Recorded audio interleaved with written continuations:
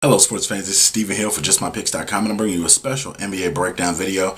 I'm going to be covering the two hottest coaching seats in the NBA. I'm going to cover the first one we all know, New York City, the big lights, the big apple, the big stage, the New York Knicks and Mike Woodson. The hot seat continues to boil each and every game that they lose. I know that it was an embarrassing loss to the Oklahoma City Thunder on Christmas. They got blown out the water without Carmelo Anthony. Even though they had Tyson Chandler back in the lineup, they still gave up a lot of points. When I look at this offense, the offense is continuously stagnant even without Carmelo Anthony on the floor. As I mentioned, it's just no win for this. Mike Woodson, his days are numbered, and it's good. It's not good to see a good coach being forced out like this, because at the end of the day, this Knicks roster is not talented. I know that they have one of the biggest payrolls in the NBA, but you look at, they have a lot of useless pieces. I don't mean to say this, but Amari Stoudemire, for him to be getting paid $100 million, what the heck are you giving the New York Knicks right now?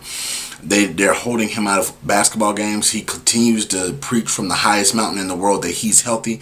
Well, let's see him play a full basketball game if he's healthy. I know that he has knee problems in the past and degenerative knees, things like that, but show me why they signed you for $100 million. Was that $100 million only for 2 years?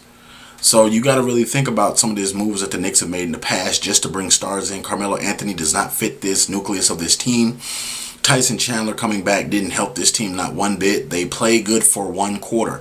Then all else went out the window because all discipline was lost. They don't play defense well. Tyson Chandler is the only defensive player that gave effort yesterday that I feel from a real standpoint. So that's just one of the biggest problems that the Knicks have right now. And it's sad to see, but Mike Woodson is a good coach, but he will be gone. If not before the All-Star break, shortly after the All-Star break, and the Knicks will look for a new coach, and they also will look to sign new free agents. Hopefully Carmelo will not return, and he'll take his show on the road, hopefully to Los Angeles or someplace else where he can be better used in a better system. The second coaching hot seat move. We have started this NBA season. There's been a lot of surprises, but it's also been a lot of disappointments. You're looking at one of the biggest disappointments, and that is in Brooklyn, where the Nets, Jason Kidd, has lost another game. You saw on Christmas the Nets were beaten handily by the Derrick Roseless Bulls. And teams should not be coming into the Barclays Center and beating the Nets how they do so. It was embarrassing to watch. You see Kevin Garnett, his game's diminished so much, and all he does is trash talk, it seems. From him and Joakim Noah going back and forth with it, to him just talking in general. It's getting old. And Paul Pierce is not the same Paul Pierce. He's not doing what he usually does. Joe Johnson is seemingly the Darren Williams of Joe Johnson show. Since Brook Lopez got hurt, it doesn't seem like this team's going in the right direction. This season hasn't gone in the right direction. You have Jason Kidd calling out Lawrence Frank in heated discussions. You also have Jason Kidd getting into it with Kevin Garnett over playing time and having to explain why he takes players out when you're the NBA head coach. You don't have to explain yourself to any NBA player. I don't care if they're a veteran or not. If you're the coach, you get paid to make coaching decisions. So when it comes to those little things like that, I think that the Nets are in trouble big time. I think the Nets messed up by signing Jason Kidd. This was not the roster that he needed to take over. He needed a younger bunch that he can get through and talk to. Yes, Darren Williams is a great young point guard, but with all those injuries, how many games are you really going to be able to get out of Darren Williams and be successful? How many games are you really going to get out of Brook Lopez when he continuously breaks his foot or breaks his hand or some freak injury each and every season? The Nets are in shambles. The Nets owner really needs to think about some of the statements he makes before he makes them, saying that in 3 to 5 years this is going to be an NBA contender. Like hell you won't.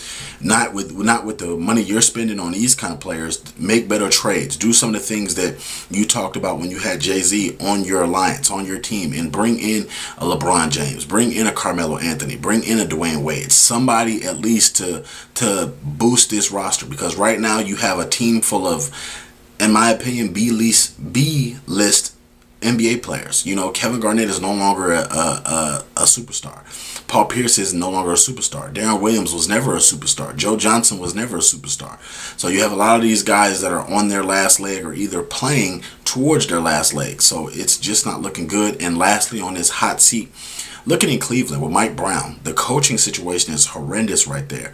When you look at the Cavaliers and what they were projected to do, having Kyrie Irving, having Waiter, having a lot of these guys, having the #1 overall pick stink it up.